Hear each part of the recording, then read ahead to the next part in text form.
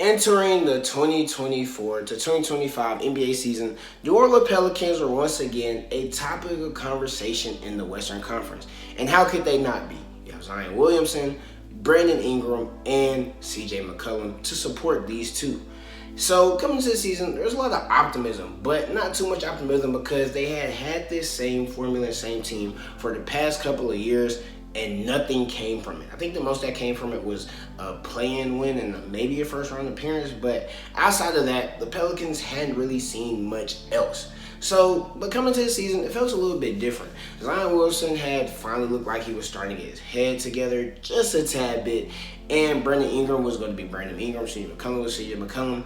But the emergence of Trey Murphy III definitely looked like it was going to be a big boost in whatever areas other players could not fill. But the season gets started, and the Pelicans are right back in the place that they were years ago. Not only last year, but the year before that. They're dealing with injuries, they're losing games. Zion Williamson, not that he's not playing well, but he's just not healthy. He's not playing at all. And we all know the best ability is availability. So for this reason, the Pelicans struggled, and they were once again one of the worst teams in the entire Western Conference. But you fast forward the season and you get to the trade deadline, and now the Pelicans are trying to figure out what the move is. We're hearing reports about CJ McCollum getting traded. We're hearing reports about Brandon Ingram getting traded. We're hearing reports about Zion getting traded just to let a player like Trey Murphy III go ahead and rock out and see what he can give the franchise. And this ended up resulting in Brandon Ingram getting shipped out. CJ McCollum didn't get shipped out, but he's definitely seen a regression in his minutes. And just the Pelicans trying to fall back and seeing what the next move is, because they have the second worst record in all of the West. So it's really left everybody wondering, what's next? What is going to happen in New Orleans? And a lot of the eyes were put on Zion Williamson. And recently, Zion Wilson has been phenomenal. And Zion Wilson has been on a tear recently. Now, like I mentioned earlier, Zion has been injured for a good majority of the season. And as I said earlier, the best ability is availability. But in these 20 games he has played, especially with more of them being recently, he has been dominant. Ever since he was drafted into the NBA in 2019, we knew that Zion was going to be a dominant player. And he has came in the NBA as just that. He was immediately one of the best players in the entire league.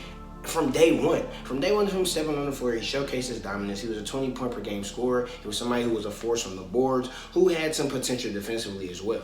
Although he wasn't, by a lot of people's account, a generational talent, he was close. But then weight issues, injury issues, among other things, had caught up to him, and that player that we once saw at Duke was no more. But in these past couple of games, Zion has been one of the top talks in all of the NBA. He is down to his lowest weight in his entire tenure with the Pelicans, as he is now 264 pounds, which was a new clause embedded in his contract just to make sure that he was able to keep a certain weight and body fat percentage combined, just so his contract is valid and he can get paid all of that money that he was guaranteed. And he's been holding up to that, and for this reason, he has played better. In his past couple of games, Zion is averaging 27 points on 61% shooting. Along with this, he's giving you 7 rebounds and 4.3 assists, which is honestly unparalleled and extremely impressive. And on top of this, Zion Williamson is once again showcasing what makes him so great. He's one of the top players in the league in attempts made at the rim and attempted at the rim. And this just goes to show you the type of impact Zion can have on the game. And around the rim, he's almost unstoppable. And the Pelicans as a whole are better when Zion Williamson is on the floor as well. The Pelicans are beating teams by 10.2 per 100 possessions anytime Zion is on the floor. And that is exactly what you would expect from a team led by somebody of Zion Williamson's caliber. A team that, when he's out there on the floor, takes a lot of attention, and they're going to win. He opens the game up for so many players just with his sheer dominance around the rim and his ability to be able to see the floor and dominate the boards. Now, even with this great play from Zion, it still makes you wonder, where do the Pelicans go from this, and how long can Zion sustain this level of play? We know every time Zion steps on the court, he's going to be amazing, but the issue is getting him to step out on the court. Like I said, we're about 60% done with the NBA season, and Zion Williamson has only played in 20 games. Only in 20 games this season, which is honestly just not good enough. No matter how many times you get on the floor, you can perform like how Zion performs, we can't depend on you to be out there. And we're paying you all of this money just to be out there on the floor, but you're not out there on the floor. So over time, the front office has gotten frustrated, the Pelicans have gotten frustrated, and Zion Williamson and his fans have gotten frustrated as well. So it led to Zion being in reports of being shopped around the trade deadline. And I'm sure there were teams that sent trade packages in for Zion, but Pelicans stood pat. Although I don't know what those trade packages look like, and I didn't hear any that have leaked out to the media, I'm sure that they were pretty significant, just not good enough for the Pelicans to be willing to give up on for. Because at this point, Zion's stock is at an all-time low. And although it's at an all-time low, you're going to have a lot of teams buying for low. But the thought that is always going to be in the back of your mind when dealing with a player of Zion's caliber is, dang, if I trade him away right now, and he goes to another team, what if he becomes a player that we wanted him to become here?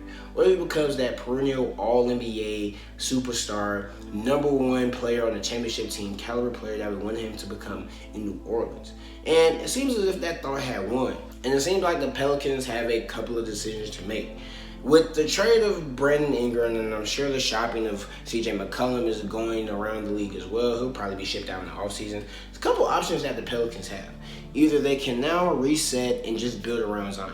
Build around Zion from scratch. Of course, you're probably going to keep a player like Zion Williamson and Trey Murphy III, but you're probably going to look to deal players like Jose Alvarado, probably going to look to deal players like CJ McCollum, especially since you gave away Brandon Ingram already. And with you giving up Dyson Daniels earlier, it only makes sense to me that you're trying to look to see how you can build a team around Zion and DeJounte Murray. Or you could just reset the franchise completely. You trade away Zion, you have to keep DeJounte Murray in the books for however long his contract is, but you trade away Zion, probably keep Trey Murphy, see what he can do, and just start from scratch, be bad for a couple of years, revisit this whole contender, one of the top teams in the NBA conversation, couple of years down the line. Or you can simply just wait and see. Keep the team you have, probably bring some other pieces in, continue to let Zion do his thing, wait for DeJounte to come back from injury, let Trey Murphy continue to develop, and maybe one day you are really in that conversation, one of the top teams in the league. If I was the Pelicans personally, I would probably just look to build around Zion.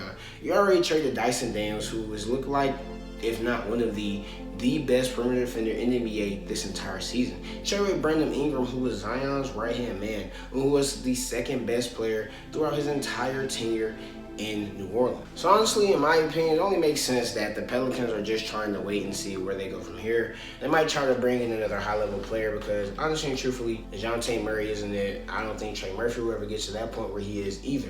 So they're probably just going to wait and see if Zion can become consistent with his health and remain one of the top players in the NBA and just be on the floor more. That's really all we have been asking. Fans, Pelicans, the front office, that's all anybody's been asking for Zion to do. Just stay on the floor and then we can build around you. Because, like I said, when Zion is on the court, he's an unstoppable force. He's one of the top players in the entire NBA. The issue is just him being on the floor. So, these are just my opinions. I would like to acknowledge the fact that Zion has been really well this season when he has played. He's been phenomenal and he's looked like one of the top players in the NBA. But this is no surprise to anybody that has been paying attention to the NBA and been paying attention to Zion ever since he was at Duke or before then. The issue has been him staying on the floor. Zion cannot stay healthy. He's had a lot of distractions going on. Zion just has not been able to consistently produce and get on the floor. But if he can turn around and show me and other people with similar expectations as me that he can do these things, maybe I have to view Zion a bit differently. But these are just my opinions. Pelican fans or anybody watching this video, make sure you give your opinion down below. How do you feel about Zion? How do you feel about the Pelicans' future? Just how you feeling overall about what's going on in New Orleans. Leave that down in the comments. If you enjoyed this video, make sure you give it a like. And if you enjoyed this video and enjoyed hearing me talk and speak about basketball, make sure you subscribe to the channel. But that's all I have for now. Until next time, peace.